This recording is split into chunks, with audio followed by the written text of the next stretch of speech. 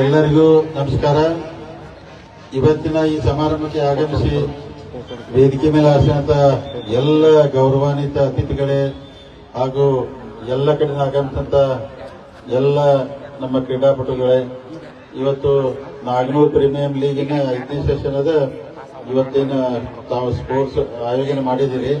So ಅದು ಬಹಳ ವರ್ಷ ಪ್ರಥಮ ಬಾರಿಗೆ ನಾಗನೂರದೆಲ್ಲ ಪ್ರೀಮಿಯಂ ಲೀಗ್ ಬಹಳ ಜೋರಾಯ್ತು. ಯಾಕಂದ್ರೆ ನೀವು ಸ್ಟಾರ್ಟ್ ಆದ ನಂತರ ಎಲ್ಲ ಊರಾಗ ಪ್ರಾರಂಭ ಮಾಡಿದ್ರು. ಅವಾಗ ತುಕಾನಟ್ಯಾಗ ಮಾಡಿದ್ರು, ಹಳ್ಳೂರಾಗ ಮಾಡಿದ್ರು, ಎಲ್ಲ ಊರಾಗ ನಾಗನೂರದವ್ರು ಮಾಡಿದಾರೆ ಅಂತ ಹೇಳಿ ಸ್ಟಾರ್ಟ್ ಆಯ್ತು. ಶಂಕರಗೌಡ್ರ ಲುಕ್ಸಾನು ಬಹಳ ಆಯ್ತು ನಮ್ಗೆ. ಹಿಂಗಾಗಿ ಅದಕ್ಕೋಸ್ಕರ ಅದಕ್ಕೆ ಈ ಸಲ ಪ್ರೈಸ್ ಕೇಳಕ್ ಬಂದ್ರೆ ಗೌಡ್ರು ಎಲ್ಲ ಹಿರಿಯರ ಕಡೆ ಹೆಸರು ಕೊಡ್ತಾರೆ, ನಾ ಏನು ಕೊಡೋದಿಲ್ಲ ಅಂತ ಹೇಳಿ ಅದಕ್ಕೆ ನೀವು ಮಾಡ್ರಿ ಅಂದ್ ಮರ್ದಿನ ನೆಕ್ಸ್ಟ್ ಟೂರ್ ಅವ್ರ ನೀವು 400 ಕೊಟ್ಟಿದ್ರಿ ನಮಗೂ ಕೊಡಬೇಕು ಬಂದಾಗ ಕೊಡ್ತಾ ಇರ್ತ ಅವ್ರಿಗೆ ಹೇಳಿ.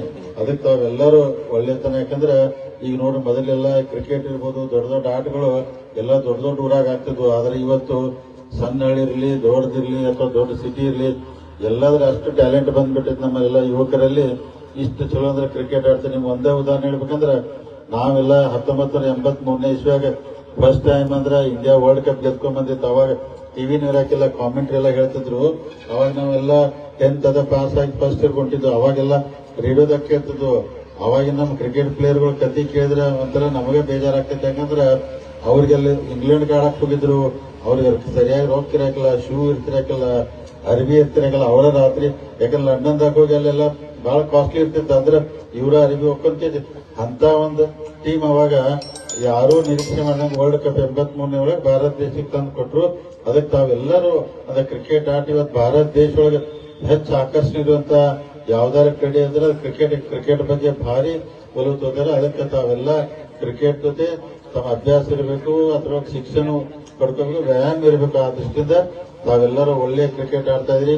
ಒಳ್ಳೆ ಅಂದ್ರೆ ಆಟ ಆಡ್ರಿ, ಒಳ್ಳೆ ಸ್ಪೋರ್ಟ್ಸ್ ಮನ್ಶಿಪ್ ತೋರಿಸಬೇಕು.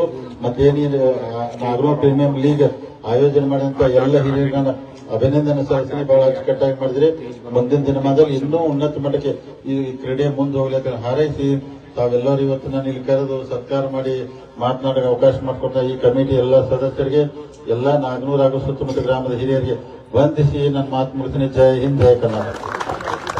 ತುಂಬಾ ಸೊಗಸಾಗಿ ಈ ಕ್ರಿಕೆಟ್ ಎಂಬುದು ಕೇವಲ ಒಂದು ಮನರಂಜನೆ ಅಲ್ಲ, ಒಂದು ನಾಗರಿಕರಿಗೆ ಅವಕಾಶ ಅಂತ ತಿಳ್ಕೊಂಡಿದ್ದಾರೆ ನಮ್ಮ ಮಂಚಕರನ್ನ ಜಾರಕಿಹೊಳಿ ಅವರಿಗೂ.